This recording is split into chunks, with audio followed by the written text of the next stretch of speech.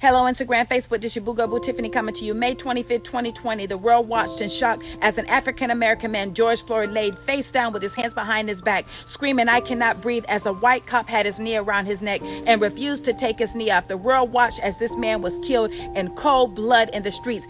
The world watched as people protested and buildings were burned down, as the people chanted, "There will be no peace unless we get justice," because George Floyd did not deserve to die in this evil, wicked, diabolical way. Social media was set ablaze with this injustice. Videos were showed everywhere. Many churches got involved. Many Christians were voicing their opinions. Many Christians were making posts and saying that there will be no peace. We want justice because he did not deserve to die in this gruesome manner. It does not matter what he did. He did not deserve to die this way. He had a daughter that loved him, and this was unjust.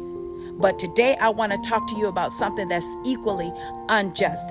It's called DNX. On my social media, I was very verbal in speaking out against what happened to George Floyd, Breonna Taylor, and Ahmaud Arbery. I demanded justice. But you know what? In the same way that I'm speaking out for them, I'm speaking out for the John Does and the Jane Does, because I am heartbroken to see so many Christians. When it came to these people, they spoke out, but they're so silent when it comes to the John Does and Jane Does. Who are they? The babies that are being aborted with partial birth abortion. I want to show you just how gruesome these babies too are slaughtered. The injustice that's happening with these babies, because they too are lives that are precious in the sight of God. Let me explain to you how a partial birth abortion goes. A partial birth abortion is when the baby has become too big to suction out or dismember in the womb. So they take these instruments and they pull the baby's feet out. The baby's supposed to come head first. They pull the baby out by the feet and they pull out the arms, but they leave the head inside of the womb because they must kill the baby before the head comes out. Because if the head comes out, then they would have to place the baby in the nursery,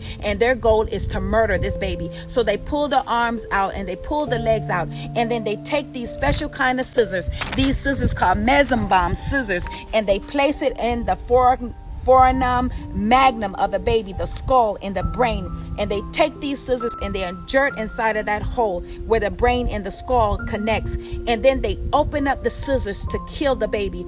If the baby does not die, they take a suction and they stick it in that same hole and they suction out, because this suction has so much power that it sucks out the brains of the baby. Keep in mind, as the doctor is pulling this baby's feet and arms out of the mother, this baby is alive. This baby is face down. This baby is crying. This baby is wondering what's going on. This baby is not resisting because he is just an innocent child that's being sucked, like President Trump said, being ripped out of the womb of the mother.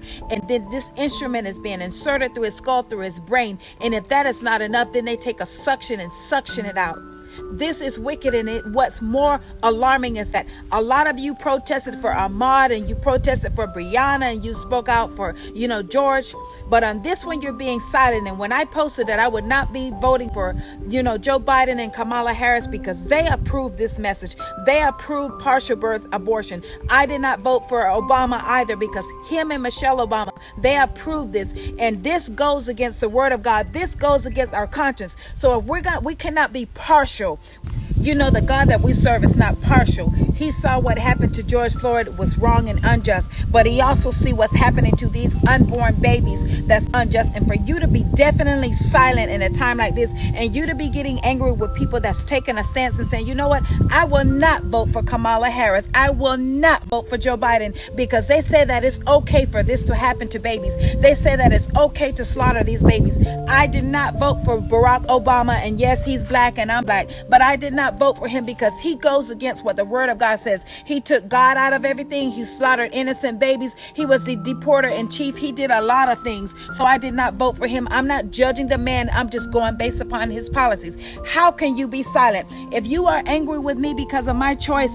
that is your problem. But I'm going to stand for these babies. I'm going to speak out. I'm going to speak for the fatherless. I'm going to speak for those who can't speak for themselves, because God called this an abomination. He calls it evil. God